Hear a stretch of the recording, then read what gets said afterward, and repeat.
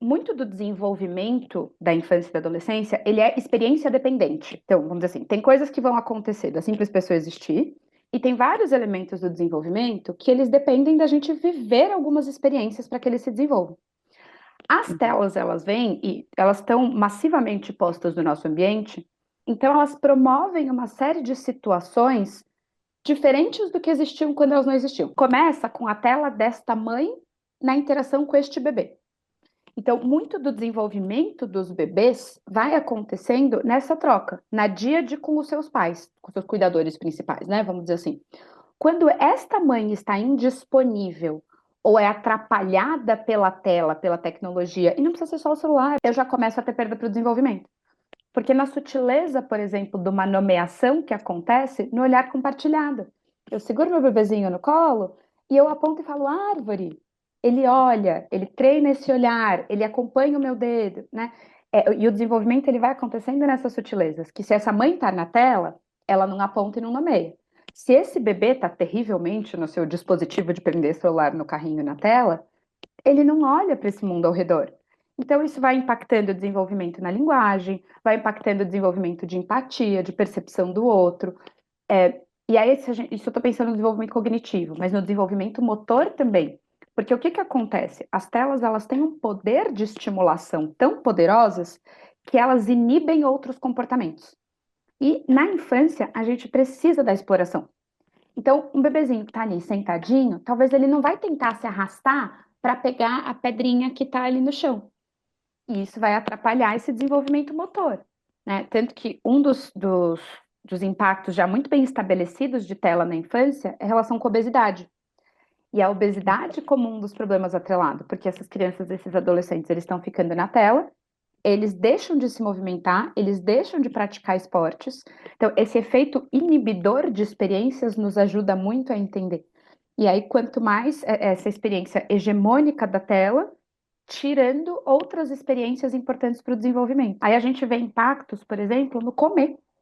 E aí, de que jeito? A gente precisa aprender a comer. Então, quando a gente é pequenininho, eu aprendo a sentir textura, eu aprendo a mastigação, eu aprendo a perceber saciedade, eu aprendo a perceber o que eu gosto, o que eu não gosto. Essa criança que é alimentada ali só na tela, daquele jeito autômato, que aprende a abrir a boca, engolir, né? E aí eu vou vendo e me chama a atenção que eu tenho colegas diversas de saúde e educação, né? E a gente vai vendo queixas da psicomotricista que vê essas crianças sem poder de pinça ou sem poder de tônus grosso, motor grosso ali. Ou até das dentistas falando de uma dentição problemática, porque essas crianças não mastigam mais, elas vão recebendo consumo de comida pastosinha ali para engolir, para ser rápido, né? Então, várias áreas você fala, nossa, mas a dentista está reclamando de tela?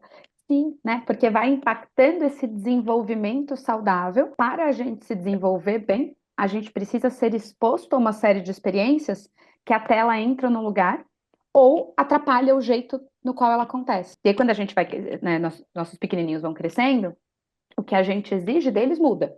E aí o jeito que a tela atrapalha muda. É que na tela acontece um fenômeno de baixo esforço para um reforço, para um estímulo muito poderoso que vem de volta. Então eu faço isso aqui, brilho, ponto, né? Tipo, muita coisa. Quantas coisas do nosso desenvolvimento é alto esforço para uma percepção de reforço muito baixinho? Então, minha filha está Sim. aprendendo a ler. Cara, o quanto a gente rala para aprender a ler. Aí eu fico aqui, né? Reuni, reuni. Para ela ler a palavra reunião, ela demora um minuto, né? Se ela não está treinada a tolerar esforço, eu não consigo. E aí, uma criança que não tenta é uma criança que não consegue. Uma criança que não consegue é uma criança que vai desenvolvendo uma visão de si como alguém que não consegue.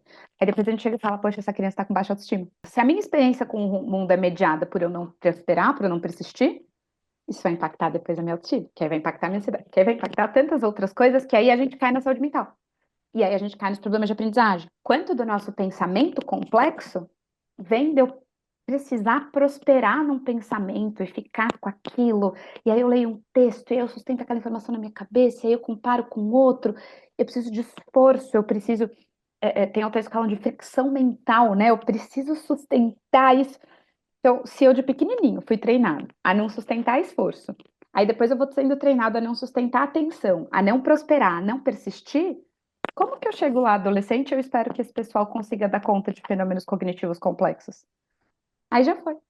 E como psicóloga clínica, assim, que atende esse público de crianças e adolescentes, tu consegue perceber problemas ligados diretamente ao uso a gente está falando de telas, mas especificamente também do celular, né, dos smartphones.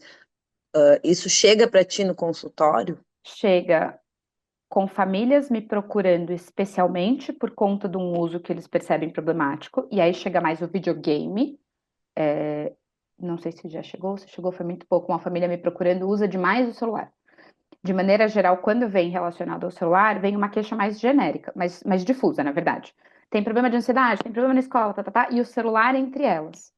E eu pensei, bem, tem um terceiro fenômeno, que é, chega por queixas outras, e aí na minha análise eu identifico que tem uma relação com o uso que não está legal do celular, mas que a família não tinha identificado inicialmente que esta relação existia. Como as pessoas estão imersas em telas, a gente precisa saber entender de que forma essa tela está impactando a relação dessa pessoa com a vida dela, com a saúde mental dela. A gente hoje não consegue fazer uma análise sem levar esse elemento em conta, independente da idade, na verdade. Só que é isso, com o adolescente chega de um jeito, com o pequenininho vai chegar de outro. E a gente sabe que também o uso dessas tecnologias sem talvez sem uma proteção, sem o olhar cuidadoso do adulto, também pode expor essa criança, esse adolescente a conteúdos que são impróprios também, né? Tem toda essa questão. E essa exposição, e aí a gente fala principalmente de pornografia mesmo, né? De questões relacionadas a em certo sentido, antecipar a exposição ao mundo da sexualidade. E aí isso pode vir tanto na forma de pessoas que procuram ou sem querer encontram, eu tenho ouvido cada vez mais relatos de crianças que nem estavam procurando nada especial. E aí é muito fácil você achar, sem querer cair na pornografia na internet. Então, um dia alguém me contou de uma história do menino que estava fazendo trabalho para escola e colocou lá urso peludo. Poxa vida. E aí ele foi parar num lugar horroroso. Porque os pais, eles têm muitas vezes medo de antecipar certas conversas para os filhos, porque tem medo de expô-los a um universo antes de estar na hora. Mas às vezes o único jeito que a gente tem de proteger é alertar alguma coisa do tipo, pode ser que você veja coisas na internet que não são legais. Se alguma coisa que você vê for assustadora ou te causar incômodo, me chama, eu não vou te dar bronca.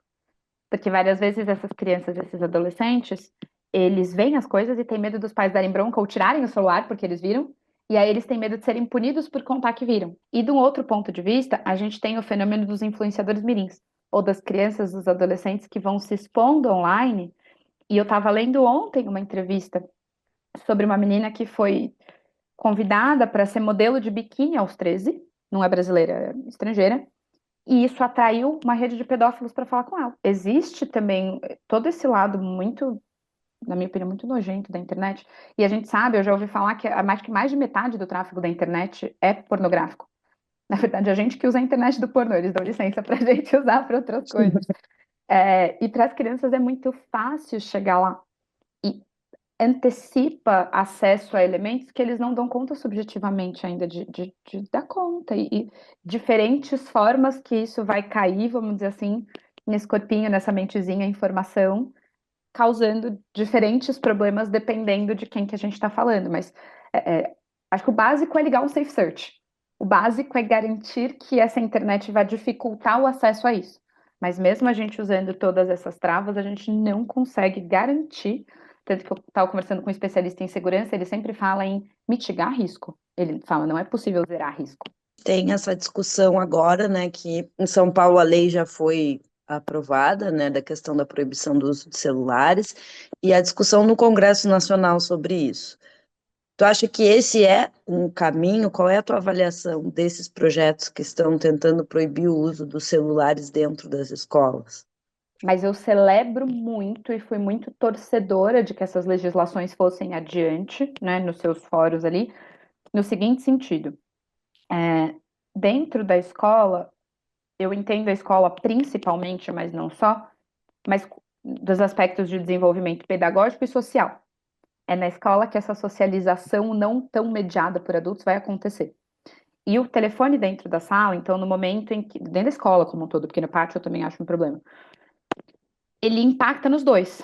Ele atrapalha a sustentação atencional, ele atrapalha o desenvolvimento da aula, então ele atrapalha o desenvolvimento pedagógico, e ele atrapalha muito o desenvolvimento social.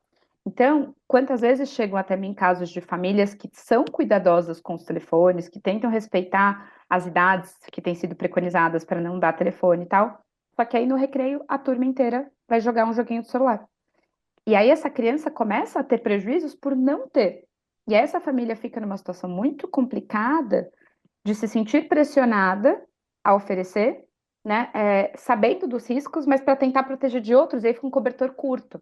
Na hora que a gente tira isso de dentro da escola, a gente facilita com que essas famílias garantam que ali dentro da escola, pelo menos, não vai haver pressão do celular para que haja socialização, né? Esse é um dos pontos. E o quanto essas crianças se desenvolvem brincando, jogar queimada, jogar futebol, parece besteira, parece que é só descansar, o que por si só tem valor, mas tem uma série de desenvolvimento de habilidades ali que vai acontecendo que o celular estava ceifando. Então a gente devolve elas para o recreio, a gente desenvolve esse repertório, que é o relato que as escolas que, mesmo antes da legislação, têm tirado, têm banido o celular de dentro da escola, e falam isso, elas voltam, a gente volta a ver um recreio, um pátio com as pessoas brincando, mesmo os adolescentes. Não adianta, por exemplo, as escolas fazerem isso e mandarem todas as lições de casa que precisam de um celular para ser feito.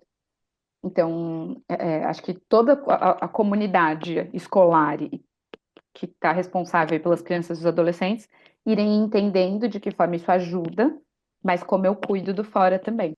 Na minha clínica, pelo menos, então não é um dado de literatura, mas é uma observação pessoal, eu vejo o Fundamental 2 muito crítico. Então, eu realmente entendo e concordo com as sugestões, acho que partem muito do Jonathan Haidt, mas ele coletou dados de literatura ali, de pensar não ter smartphones mesmo nem rede social até essa faixa etária. Eu acho que eles estão muito prejudicados pelo acesso meio ilimitado a isso.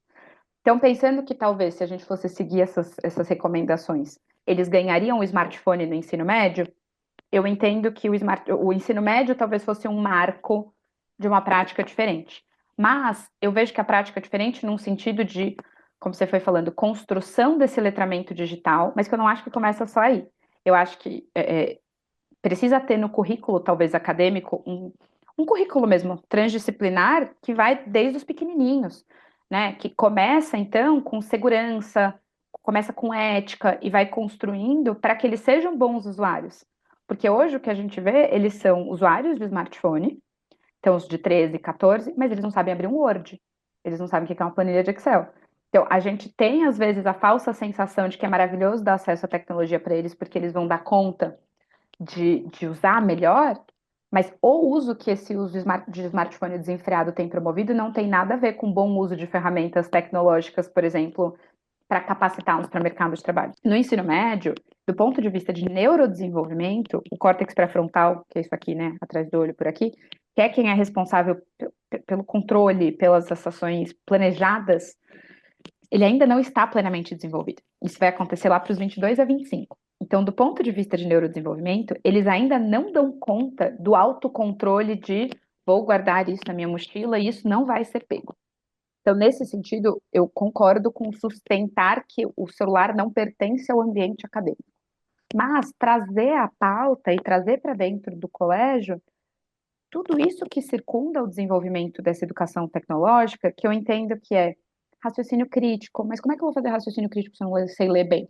Então, eu preciso das bases bem fundamentadas de processos pedagógicos que não precisam acontecer no online e que podem vir, por exemplo, poxa, fazer pesquisas na internet, aprender a selecionar o que é uma notícia interessante do que não é, o que é algo com viés do que não é, que faz sim parte do que eles vão encontrando já no mundo e que pode acontecer mediado dentro da escola. De que outras formas eu vou acessar essa internet dentro da escola para que eu promova isso que eu quero promover? Para aí, quando eles, vamos dizer assim, estarem fora, porque seria ingênuo da minha parte achar que o pessoal do ensino médio não vai ter seus smartphones, ou apesar de ser preconizado que eles ainda não tenham rede social, no Brasil a gente sabe que eles têm, né? Mas se eu garanto, vamos dizer assim, garanto é forte, mas se eu tento cuidar para que eles, poxa, frequentem melhor a internet, saibam ler, sejam mais cuidadosos com o impacto do que eu faço no outro, sejam cuidadosos do impacto disso aqui, tá esquisito, isso aqui não combina com outras coisas que eu li. Quem que escreveu? Ah, essa pessoa tem interesse nessa pauta. Ah, pode ser que isso aqui tenha viés. Poxa, se essa pessoa chega para navegar a internet com estas reflexões em dia, aí muda totalmente os impactos negativos e o bom uso que essa pessoa pode fazer também. Então, não é ser sobre contra a tecnologia, né? Mas é sobre ensinar a usar e entender que liberar smartphone dentro da escola não tem nada a ver com ensinar a usar a tecnologia. Não sei se tu poderia falar dos marcos, né? Tu disseste que existem alguns marcos que estão sendo preconizados, assim, para o uso Uhum. de smartphones, para o uso de redes sociais, para as pessoas poderem saber. E até os 16 sem redes sociais. Principalmente as meninas, mas os meninos também.